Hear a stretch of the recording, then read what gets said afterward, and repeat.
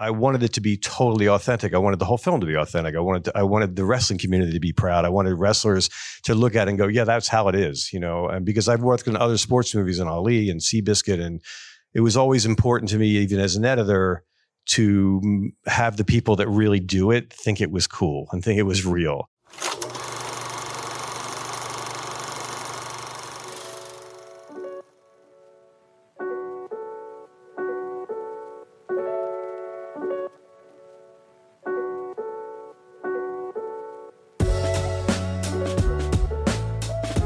Hello, and welcome back to The Director's Cut, brought to you by the Directors Guild of America.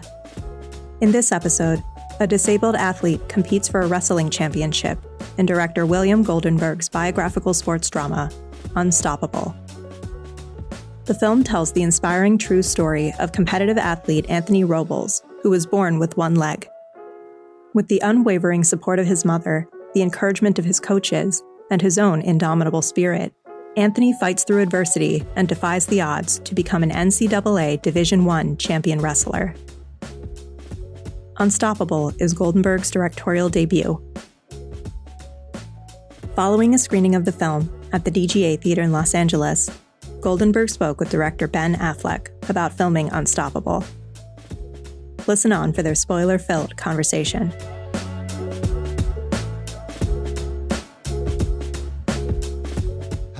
Thank you very much. This is William Goldenberg. He directed the movie you just saw. New member of the DGA. I am. So, you've been talking about this movie to me for a while. Like, I remember you mentioning it. Billy is a highly esteemed, brilliant motion picture editor and has spent, most first-time directors don't have that silver fox look that Billy has. But he... in fact, I don't know how many other editors have been nominated for 5 Oscars with 5 different directors. It's a pretty remarkable thing. But you're an extraordinary editor. You have this spectacular career. What was it that made you go, you don't actually want to be a director. I want to do this other thing. Well, after we did Argo together and I was fortunate enough to win an Academy Award, people started coming up to me, managers and agents started asking me, and I kind of wanted to do it, but then I never really thought it was a possibility because, I love my editing career. But I've gotten to work with directors like you and other really talented directors. And then I've gotten to work I've been on other movies where I felt like, I wish he had done it this way or she had done it that way. And I felt like all of a sudden I started to... That was mostly me, don't lie. More and more like I wanted to tell my own story. And then it became a possibility because of Argo. And mutual friend of ours, David Crockett, brought me this project, knew I was looking for something. And for so many reasons, it was a little bit serendipity that it was just like the right thing at the right time. It was also an incredibly inspiring story about an incredible person who I've never met anyone like. And all the pieces sort of fit together, but then trying to get it made was another story. And that took about 7 years. There are some editors that have become directors. Hal Ashby was an editor. I'm sure the whole full list. But it's not as common as I think writers or actors or maybe even cinematographers. I'm not sure. What were the things about it that because from sitting next to you and working with you, to me, it seems so obvious. I learned a lot more, I promise you, from Billy than Billy learned from me. It was really my first real education in the, filmmaking at a certain level of excellence was when I brought a kind of just pile of footage from Gone Baby Gone to Billy. And I was like, what do we do with this? And I saw how much art went into it and how much that part of the process defined and was really making the movie. So to me, it was obvious, a good editor is going to be a good director, have all the things you want, taste, an understanding of how to tell stories, familiarity. I won't go on and on, but what were the things that you thought that you were concerned about going into directing that you thought I might not know how to do this or be good at this? Well, the biggest concern of mine was talking to actors because, all of it scared me. But the thing, I felt like I know what coverage I need to make a scene work. I knew how I wanted to shoot the movie. I knew what I wanted to look like. I knew what the wrestling wanted to be. But I haven't had that much experience, I've talked to actors, but not on a set and saying to them, I have a small acting career. Well, Okay. Yeah, not really. No, so the idea of talking, using the right language and getting performance out of them, or shifting performance, or, talking about intention and things like that. It's not a lot of, I knew what I wanted, but, getting them to understand what I wanted. And what I realized is, how directors talk to me as an editor is the way I ended up talking to the actors, because it feels very similar. You're trying, I had an amazing cast. I don't have to tell Don Cheadle or Jennifer or Michael how to act, or Jarrell. It's just them understanding what movie I'm making, what intentions I have with any given scene or line or whatever it is. And it feels that way when a director talks to me.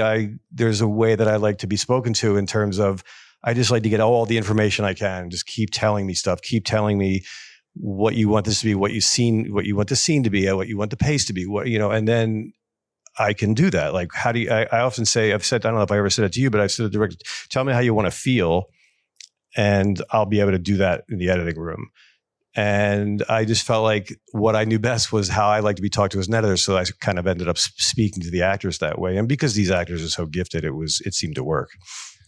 Yeah. As an aside, in my opinion, the idea of talking to actors is a little bit overrated, because you find out it's mostly casting. You're sort of within 5-10% of where you're going to be, no matter what, with who you cast. And you have such a gift for casting. Everybody in this movie was so great. And to me, it's really more about the selection. An actor will give you a range of things, and what you use and how you arrange it, which again goes back to the skill of being an editor. So in terms of that, you would say it was not as difficult, or because I just was amazed. I thought, I knew you would be great, and I knew how brilliant you are. But I thought the fear or anxiety factor would be higher, and you seemed right away really comfortable, really at ease, like totally captain of the ship. It was really impressive. Did you feel that way inside? It was surprising to me too, really. I thought, I honestly made a conscious decision. Like, I had a choice between being full on panicked or just screw it. I'm just going to do it and not be panicked, and just do what I think is right, and put the camera where I thought it should be, and do everything, act as if, really, and just be a director. And luckily for me, I've gotten to work with some incredible directors, and I've been on the set for a ton of those movies, and I see how they work with the crew, and I see how they talk to people and get what they want. And I just did all those things, but turns out acting is the key. I was acting, basically. I pretended to be a director. Yes. Me too. But the other choice was be panicked and be scared all the time. And then I think a crew will sense that. And then, then your whole movie falls apart. So I wanted to make sure that everybody knew that that I was sort of in charge, and that you could count on me, and that you could trust me. And, and like you say about actors, I remember I heard when I was working with Catherine Bigelow, she said, and I said the same thing you did, really, casting is so much, 90% of it. And then just giving the actors a safe space to do their best work. And that's kind of was sort of going through my head all the time. Yeah, Catherine's spectacular, and I agree with that wholeheartedly. And she's also been a huge fan of yours and supporter. So you mentioned these other directors. Like, I personally feel that I learned everything I know that's useful, and even the negative examples that are useful, from the opportunity as an actor to be around directors. And you've worked with these incredible directors, obviously Paul Greengrass, Catherine Bigelow, Michael Mann, on and on. What is it? Was that sort of how you see, what did you learn from those directors? And is that do you agree with me that that's essentially the way you learn to do it, by communicating with people like that? Yeah, for sure. Plus just being with them, I think just being around them, you learn a lot. I learned a lot being around you. I learned a lot, like you say, Paul Greengrass. And then I also just went to all of them and asked them a million questions. I mean, I went to Michael Bay and asked him about visual effects, and I went to Paul, and because I wanted to shoot this all handheld, and Paul and Catherine do a lot of that. And I talked about how they do that and how they communicate to the director of photography when you're shooting something that's kind of verite. How do you communicate what you want? Because it's not like, oh, we're going to shoot the mediums and now we're going to shoot the overs and now we're going to shoot the close-ups. It's all going to be different. So especially with the wrestling. And so it was more about like how to communicate that with the camera department and things like that. So I just did ask a lot of questions. Once I knew I was going to do this film, I did, call on them to share their expertise. It's just a beautiful movie. It's expertly done. The actors are magnificent. It feels real, which is so much harder than it looks. When you were sort of going through because to me, I would look at it and go like, the wrestling seems scary, right? Because I haven't done it. Like as an actor, forget it. I'm past my days of like, no carbs and all that. But what was it? What plan did you use? What did you look at? Because you did that wrestling stuff really expertly, and that's a whole other talent. And what was your approach cinematically? And you used obviously Anthony and Jarrell. I mean, and it ended up being really fluid. And what was your approach to that? How did you face that? Well, the first thing right after I'm actually way back when I decided to do the movie was I called Anthony. I said, "Will you do some of your wrestling?" Because no one can move like he can because of, his disability, and also just because of what a superior athlete he is. And I knew that I wanted it to be totally authentic. I wanted the whole film to be authentic. I wanted the wrestling community to be proud. I wanted wrestlers to look at it and go, yeah, that's how it is, and because I've worked in other sports movies in Ali and Seabiscuit, and it was always important to me, even as an editor, to have the people that really do it think it was cool and think it was real. And so I, went to Anthony. He said he was, more excited than I could possibly tell you about doing it because it was a chance for him to get back on the mat. So he said yes. And then it was a question of visual effects. And in a way, we're lucky to have to wait the 7 years because the visual effects world got so much better. We was able to do it. And it actually came out in terms of the seamlessness of the two of them wrestling. It came out better than I actually thought it would in terms of its face replacements on Anthony's face. And then Jarrell, we digitally removed his leg and made CG cloth where, he has no hip either. So it's CG cloth there. But in terms of shooting I wanted it to be visceral. I wanted the audience to feel like you were on the mat.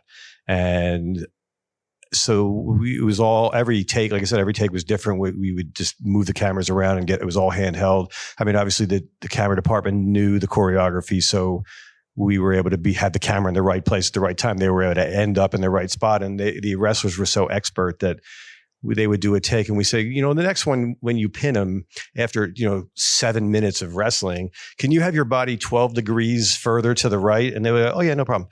And they would do it. So, and the great thing about wrestling is they're wrestling 100%. Like it's not like boxing where you have to pull punches because you can kill somebody. Even Jarrell is wrestling full on 100%. It's choreographed, but it's not like they're going through the motions. So then, shooting it was just, I wanted, I learned early on that, I was cutting The Long Kiss Goodnight, and I learned that the action is not about action. It's about story. It's about what's happening emotionally to the characters. So, you have to tell the emotional story through their looks and not just make a cool action scene. And so I wanted to make sure I had a lot of close-ups of Jarrell and we should get the cameras right in there. And we were able to use this head called a Rialto head, which you can take off the camera. So you can really just get right up in front of the actors and get extreme close-ups. And then we came up with this idea, or I came up with this idea. We built a 4x8 glass platform and shot underneath it because so much of wrestling, especially with Anthony, because he wrestles on the mat, you're looking down. And I didn't, it's like you had a choice of looking at the wrestlers' backsides or their faces. So I thought faces would be better. And so we shot underneath for some of it to get a point of view that really no one's seen before in wrestling, certainly. I remember you told me that. When you told me you were going to do that, I was like, he's going to be all right. That's just, I was like, oh, I thought of that. That's a good idea. It was very, it like requires a lot of forethought and awareness. And do you credit that with like, was it useful? Because I have found like the first movie I directed, the longer run up and preparation and having thought about it for a longer period of time was useful. I don't know that I would need quite so much as time went on, but for the first time, it was like to be really know all the answers to all the questions helped me feel confident. Do you think in some ways it was a blessing that it took as long as it did? Yeah, I'm sure it did, because I got more confident as a person. I'm more confident as a filmmaker, as an editor. And so I think that certainly helped. It did. I shot listed and blocked the movie in my on paper, but on imaginary locations, the whole movie, and then did it again when we got the locations. And then every weekend, Sal Totino and the DP and I would go to the set on Saturday and Sunday and do it again. And then, of course, on the day, change half of it, because, actors have something to say about it, and they always come up with great ideas. And I'd rather stand over here or do this, sometimes they come up with how the actors can be. So yeah, I felt like I was prepared enough to audible. You know what I mean? Like I felt like everybody kept saying to me, if you're going to change things in a day, but you won't feel panicked about it if you are totally prepped and so you know what you can fall back on. And I remember when I spoke to Paul Greengrass about it, he said, make sure you know exactly what pieces you need to have a scene, because you're going to run out of time sometimes, and you want to make sure you get those pieces. But otherwise, you got a lot of great film, but you only have half a scene.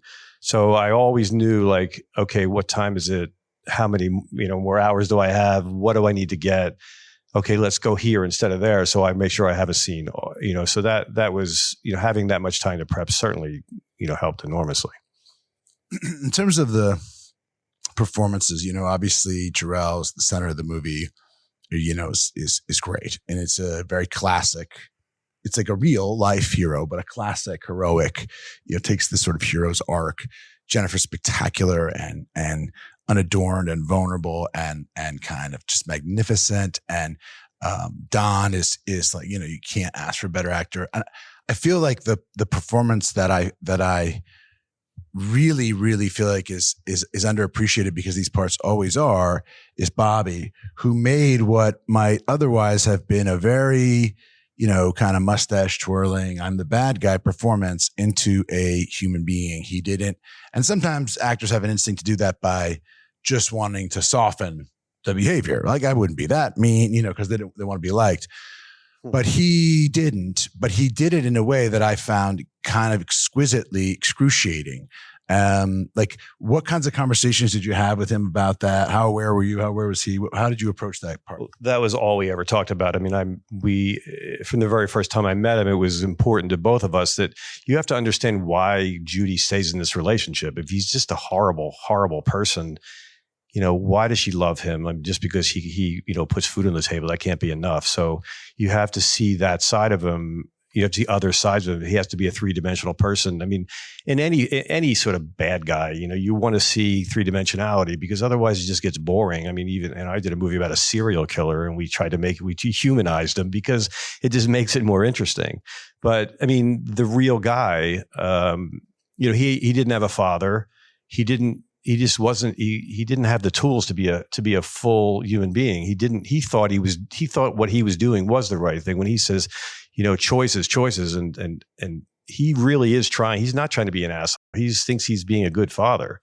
And you can see several times in the film where he does these things and ends up in the wrong place emotionally, or ends up damaging the family, and you can see he regrets it, but doesn't know how to get out of that. And it was all we talked about was letting the audience see why the other kids loved him. His 4 children, his real biological children loved him. Why Judy stayed with him, and why she loved him. And because otherwise, if he's just like a horrible, horrible guy all the time, it just makes Judy stupid, and she's not stupid. And, so he was a person that apparently in real life, he would do all these horrible things. He would disappear for a month, and then he would call like 2 months later and crying about, take me back. I mean, I've changed. It'll be different. And it would just be a cycle, go on and on like that for years. Like, speaking of Judy and the relationship and Anthony, I think there's a huge extra pressure, and it can be a benefit that, to have the real people like so firmly woven into the process. It presents sometimes challenges in ways that, because you might go, oh, we're sort of compressing this or changing this. And oftentimes you get a reflexive, like, it wasn't like that. The carpet wasn't blue. And you're like, but also it's very tender, and there's a tendency to there are all kinds of tendencies. Now, I remember Judy, meeting with Jennifer quite a bit. And while I wasn't privy to the personal discussions they had, I got the sense that they shared quite a bit, and it was very moving for Jennifer. And part of what informed what I think is just a spectacularly moving, beautiful, heartbreaking performance. What was it like for you having Anthony and Judy around and there? And part of it, did you feel a dual responsibility? Was it like a pressure? What was it? Well, we made the decision, the cast and I made a decision early on that the serious, heavy, dramatic scenes that were taking place in the house, they weren't going to be there. Because first of all, I thought it would be too really hard on them. And I think the actors would have been self-conscious, and they said they would have been self-conscious. So I know they would have been.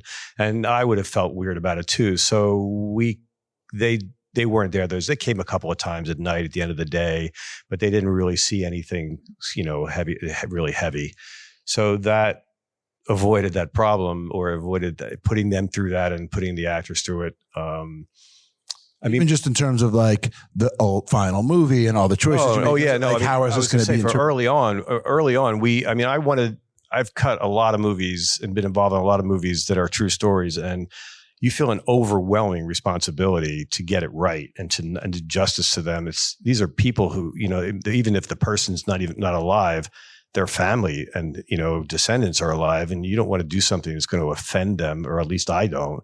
I want to always make sure that those people feel comfortable, that they feel represented. You don't want to I know a lot of times people just buy the story and go somewhere and do whatever. And it didn't feel right to me. And I've got to be really friendly with them at this point. After 7 years, I feel like they're almost part of my family at this point. So they were involved in every version of the screenplay. I would send it to them. They would get together as a family and read through it. And there were some times they objected to things or said this didn't happen this way, or it's not represented. It's not representing what happened, because not everything is 100% real in the movie, but it does represent real things. It's probably the truest true story I've ever worked on. But we've had some negative. I remember that. Anyway, so I just wanted to make sure they were comfortable all the time. And then having them on set during the wrestling and during the rest, the sort of wrestling part of the movie was fantastic, because first of all, Anthony was there and he knows, and there's the wrestling, but then there's everything that goes on around it.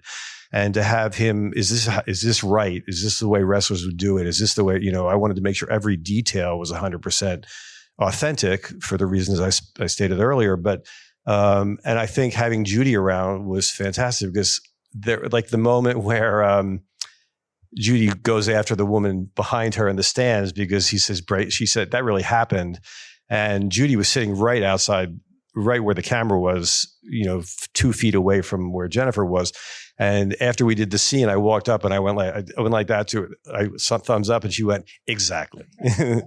So I knew, I always knew, okay, I got that right. But no, they were fantastic. I don't see how, I guess it wasn't to me a thing. Why wouldn't you do it? But I know a lot of people wouldn't, but it just seemed obvious to me to do it.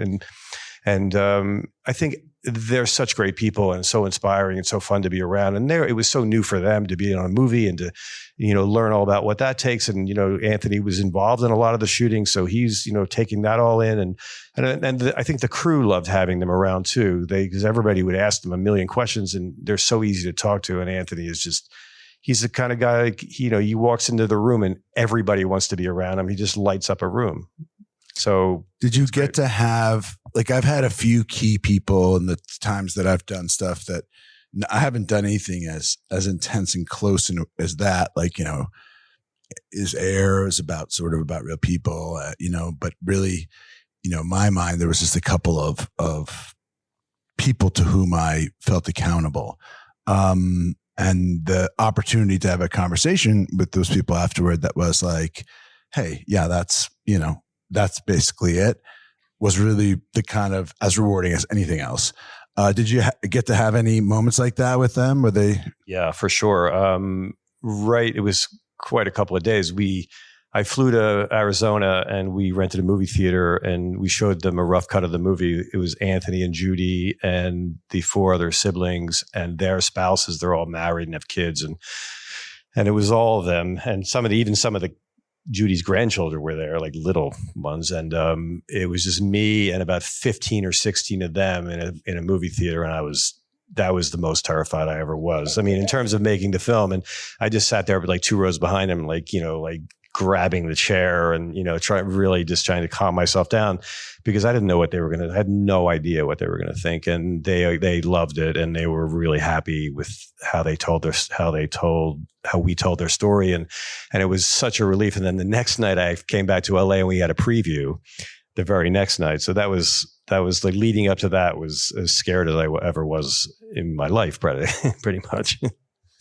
That's great. And it must have been nice for them to get to show it to their family and stuff beforehand. And that's great. That they're proud. We've done a bunch of Q&As with them, and it's interesting because, we introduced the cast doing these Q&As, and, they introduced me first and then all the stars, and everybody gets a huge round of applause. And then Anthony gets introduced and it's like a whole nother thing. I mean, everybody stands up and he's, looks like a movie star anyway. And it's just every time. And he's the most he's a motivational speaker. So he does Q&As and he's like, everybody just looks like, wow, that's amazing. So it's really does this for a living. Yeah. So it's like having a ringer, yeah. Wow. That's, especially when you have so much affection and, respect for people. It's like you want them to be, it's got to be so intensely important that they validate the movie and they're happy with it. Like, for Michael and his mom, it was a hugely meaningful thing. So it's and I didn't have any kind of, close, relationship the way you did. So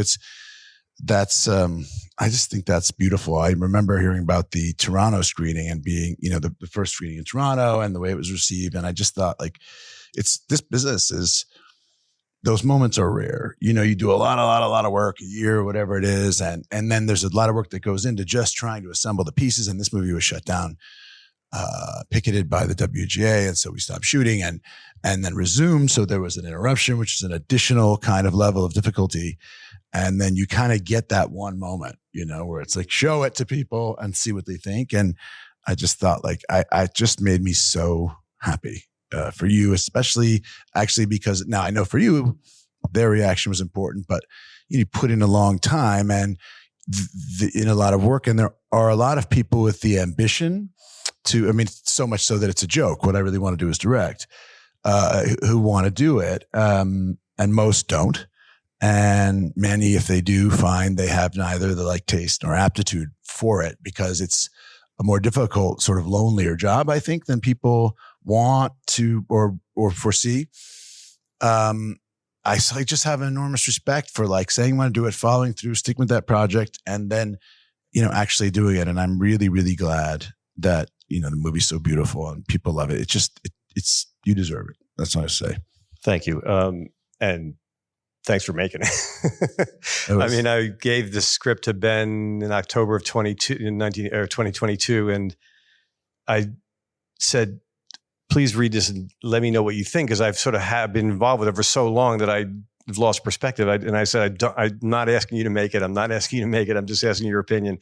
And I think I said, I'm not asking you to make it 20 times. I said, no, I'm just not trying to now you're my friend and I have a script, but you and Matt both responded to it so much. And I think because it's such a great story. And I think, and it's something I think there's a piece of it everybody can relate to, everybody's got challenges in their lives, and it doesn't matter, what they are, they're still difficult things you have to overcome. So I think, everybody can relate to their story. So, thanks. Thank you. Well, sure. But listen, I'm not doing anybody favors. Like, I'll be totally honest, like totally selfish on my part, because I thought the story was great.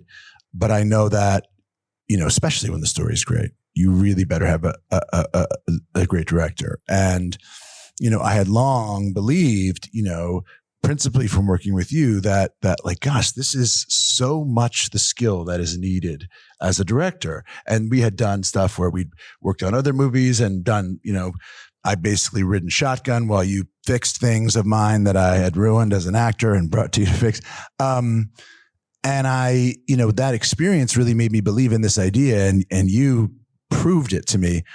I remember, before we have to go, tell a story about like what it is about Billy that's so special that made me really, it's an example of why I believe in you. We were doing air. Matt, you didn't know Matt as well. You knew him, but you hadn't really, I don't know if you hadn't cut a movie of his, right? And Matt, we had one scene that we kind of like didn't really know what it was going to be, and it wasn't that good, and we were like, we got to fix this.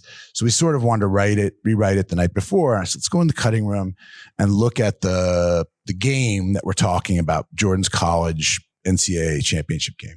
And so Billy kind of scrubbed through the game footage that he had, the stock footage, and we all sat around and talked about it. And, and then we started kind of hashing out, the three of us, like what the scene might be and how it would work. Well, the next day, we shot it. And as Paul and Billy said, you're sort of identifying as a director, like the idea that it's ever going to be the whole thing all the way through. Like, great if it is, but most of the time it's like, okay, we need this, we need this, we need this. And I was pretty confident, but Matt had really, we had kind of just done it. He didn't have all the lines just right or memorized. And so, that's a very foreign thing for him to feel uncomfortable. He's very confident and competent, really, and at ease. And I see he was sweating it, and he thought it was hashed up. And we got to the end, and we had all this stuff. And I said, it's great, it's going to be good. And he was like, I don't know, man. We have to reshoot this tomorrow. We have to reshoot it. I was like, we don't have to reshoot. I think it'll be good. Let's look at it. And he was like, he was really upset with himself. It's not like a lot of really gifted, brilliant people. It just does not like the feeling of what he thinks of his failure. So I went to Billy and I was like, Billy, cut a version of this together, because I had so much stuff Billy's cut that I was like, well, that's in the movie, and I want to show Matt tomorrow. So Billy, that day, I guess, starts cutting the scene, and it's unless the scene is, you're referring to TV. It's, I don't know if you've seen Air, but it's where Matt's talking to Jason Bateman about Michael Jordan's game and why we're looking at it wrong. And Worthy was a decoy, and Jordan knew he was going to get the shot and rewind it and blah, blah, blah. And I want to make a shoe around just him. It was like the thing that crystallizes it for him. I brought Matt. I saw the scene. And I was like, get Matt down here. And Matt came down there. He looked like he was like, this guy's a genius. I never seen anything like that. He couldn't believe it. He was like, this is terrible, and we have to reshoot it. And he really was like, this is amazing. He kept talking about all day. He's genius. He did that all your movies? I was like, well, I did some things. Don't get carried away. But at that moment, it totally convinced him, and not incorrectly, like, that is brilliant. That is filmmaking. Like, I just am squirting out, flailing around, and all of a sudden, it's the scene that you see in the movie. And I said, I'm telling you, he was like, you should direct everything we do. And that was, the depth, because I knew how gifted you are. I'm really grateful to you for doing this movie. You helped our company enormously. Your patience, your forbearance, the strike, the actors, the way you treated people, the way you represented yourself, the way you represented the crew. It's one thing to do your job really well. It's another thing to make everybody feel appreciated, included, valued. Like, your basic goodness and your humanity is so evident in that. And I just can't tell you what it means to me. And I really want to say thank you very much. It was a beautiful job. And this is now 2 times that you saved my ass. And more than that, but in a big way. So thank you very much. My pleasure. All right. Thanks a lot. Thanks for listening to another DGA Q&A. The Director's Cut is available wherever you listen to podcasts. And please share, subscribe, rate, and review. We'd love to hear your feedback. and you can help fellow film buffs find the show. Thanks again for listening, and we'll see you next time. This podcast is produced by the Directors Guild of America